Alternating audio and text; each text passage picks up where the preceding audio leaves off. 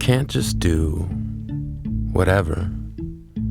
The words stumbled out of you like a drunk leaving a bar looking for a fresh new last call. You are not a man of words, but did your best to offer advice. You offered me, you can't just do whatever. And I know what you meant. You meant that whatever I choose to do, I must not be aimless. I must not simply spin this globe and go wherever I stick my finger, because 71% of the time I will end up in the ocean. And if I do end up in the ocean, I can't just do whatever. I better learn to swim. You can't just do whatever. The conversation came after you asked me about heaven. Told me that you thought heaven would be specific to each person, and that each person would have their own version of it, then asked me what mine would be. And I was so scared to tell you, I don't have one. But you nodded your head, as if confirming a suspicion that perhaps school had robbed me of a belief in some stories. You said, you don't have to believe what I believe, it's enough to be good. Be good. I will. I will think about your heaven. Your heaven would be the same haircut forever. It would be a stick, a dog, and some distance, a lawn that always needs mowing, a 6-pack of Pilsner short bottles, and your real teeth back. Because your dentures could never master that bottle opening trick that you love to do. The first time you tried it with dentures, I had nightmares for a month because I thought your mouth had fallen off. Your heaven would be Austria before the war, and Canada after you met Grandma.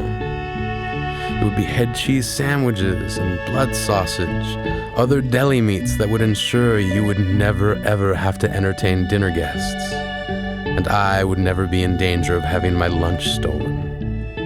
Your heaven would be a stash of raisins and problems that you could fix with your hands.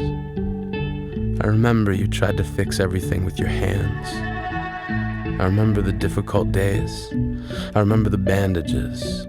They looked like tiny blankets, as if your knuckles had all gone off to bed. Walls that looked like they'd said something that got under your skin and were suddenly made to pay for it. I know you were an angry man. Fingertips like spent shotgun shells bleeding smoke cocktails of gunpowder and singed plastic. You had what some people would call a temper. But you loved a good joke, even if it was on you. Something that would crack open the walls of your chest and let the wind tickle your heart, just enough to let you know it was still there. You didn't always laugh. You didn't always smile. You did keep a mental ledger of what you called your send flowers list. I remember thinking it was a thank you to those who got you good, but learned the truth after my grandmother added a thin layer of sand to your sandwiches because you refused to make your own lunch for work. You told me about it when you picked me up from school that day. You said, Grandma just made the send flowers list. And I asked, because you love her so much? And you said, because I'm gonna kill her. Of course you didn't.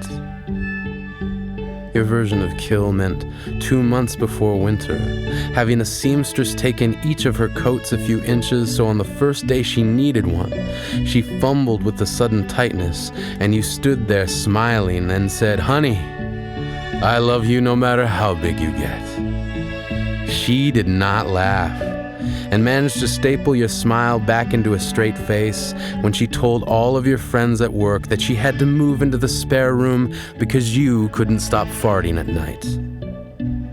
You often asked me if I had a heaven, what would it be like? And I told you that for such a small word, if, is just too big to wrap my belief around. I would not bend to the hypothetical, but wish now that I would have, even if it was just to ease your mind in the belief that I could be headed to that other place you believed in. I would tell you now how my heaven is here. It was here in the gentle warfare of your relationship with Grandma, where volleys were traded back and forth like hockey cards between children who didn't care what the stats meant. My heaven would have been someone in grade 5 finally willing to trade me their fruit roll-up for my tin of sardines. My hell was wondering why. Why would you give me sardines for lunch? My heaven would make you laugh. Because I get the feeling you didn't get to do that very much. Through my hell, through the night terrors and bloody noses, through the eyes, black, bruised back, sneak attack, knapsack, and winter coat hijacks, you did your best to seal up the cracks in my armor and made my heaven here. I would have loved to have made you laugh more. To make your send flowers list just once. So I offer you now my if there is a heaven. Mine would have a post office, and I could send letters to yours. The first letter would read, "Hell's not so bad. They pretty much let you do whatever."